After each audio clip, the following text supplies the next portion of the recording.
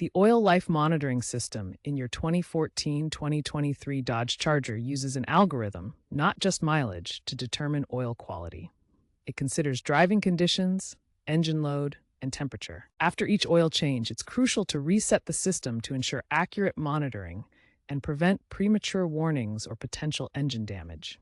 The oil life percentage starts at 100% and decreases over time, typically prompting a change every 5,000 to 10,000 miles. If you fail to reset, the system won't accurately track new oil degradation, and you risk engine wear.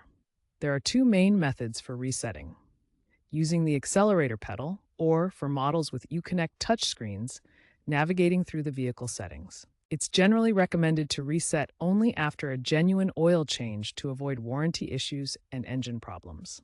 Always use the correct oil and filter for optimal sensor readings. First, ensure your Charger's ignition is in the on position with the engine off. This prepares the system for reset. For models without a touchscreen, rapidly press the accelerator pedal 3 times within 10 seconds. Then hold it down for 10 seconds until the oil change required light flashes or resets. For models with Uconnect touchscreen, navigate to Vehicle, then Oil Life, and select Reset.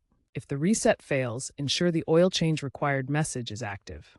For Hellcat models, consult your owner's manual for additional steps. Common issues include software glitches after updates, requiring a dealer scan, and faulty oil pressure sensors in 2015 to 2019 models, which may need replacement.